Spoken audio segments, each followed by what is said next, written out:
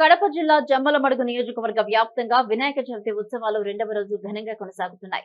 ప్రతి గ్రామం, పట్టణాల్లో, మండపాల్లో కొలువుదీరిన లంబోదరుని నామస్మరణతో వీధులన్నీ మారుమోగుతున్నాయి. విఘ్నాలు తొలగించే బొజ్జగణపయ్యను వివిధ రూపాల్లో మండపాల్లో కొలువు తీర్చి భక్తులు ప్రత్యేక పూజలు నిర్వహిస్తున్నారు. జమ్మలమడుగు మెయిన్ బజార్లో శ్రీ వాసవి గణేష్ కమిటీ ఆధ్వర్యంలో జరుగుతున్న వినాయక చవితి వేడుకలు ఘనంగా జరుగుతున్నాయి.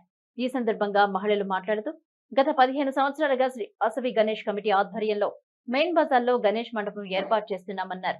ప్రతిరోజు దీపాలంకరణ, కుడుములతో స్వామివారికి ప్రత్యేక పూజలు, కోలాటాలు, సాంస్కృతిక నృత్యాలు నిర్వహిస్తున్నామని చెప్పారు.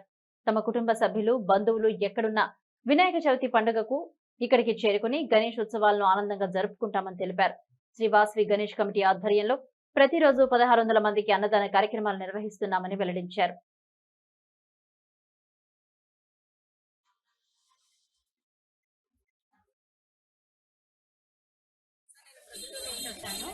గత 15 ఏళ్ల నుంచి శ్రీ వాసవి గణేష్ కమిటీ వారు వినాయక చవితి అంగరంగ వైభవంగా జరుపుతున్నారు.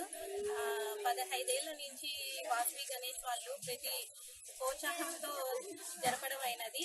ఒక పొద్దున పారాయణంతో మొదలయ్యి రాత్రి కల్చరల్ యాక్టివిటీస్ తో సహా ఒక్కొక్క రోజు ఒక్కొక్క ప్రోగ్రామ్స్ అన్నమాట.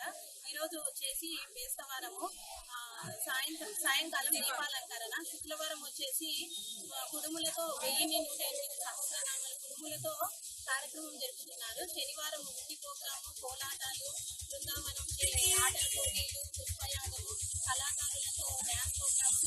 ప్రతి ఇయర్ అంగరంగ అల్పాహారం ఉంటుంది. మధ్యాహ్నం నైట్ భోజనాలు, టిఫిన్స్ అందరికీ దాదాపు రోజుకి 1500-1600 మంది తినేటట్లు ఏర్పాటు చేస్తున్నారు. మేము జమ్మలమడుగు వాసవి గణేష్ కమిటీ పేరుతో దాదాపుగా 15 సంవత్సరాల నుంచి ఈ వినాయకుని ఇక్కడ పెట్టుకొని 5 రోజులు ఉత్సవాలు జరుపుతామండి. ప్రతిరోజు ఉదయం 10 నుంచి సాయంత్రము రాత్రి 12 వరకు ఏదో ఒక కార్యక్రమం జరుగుతుంటుంది. ప్రతిరోజు స్పెషల్ గా ఉంటుంది కార్యక్రమము. నిన్న పండుగ రోజు సాయంత్రము ముగ్గుల పోటీ జరిగింది. ఈ రోజు సాయంత్రం గురువారము సహస్ర దీపాలంకరణ సేవ జరుగుతుంది. రేపు శుక్రవారము స్వామివారికి 1008 కుడుములతో అర్చన చేస్తున్నాము. శనివారము స్పెషల్ గా స్వామివారికి పుష్పయాగం చేస్తున్నామండి. పిల్లలకి పెద్దలకి ఉదయము సాయంత్రము ఆటల పోటీలు ఉంటాయి.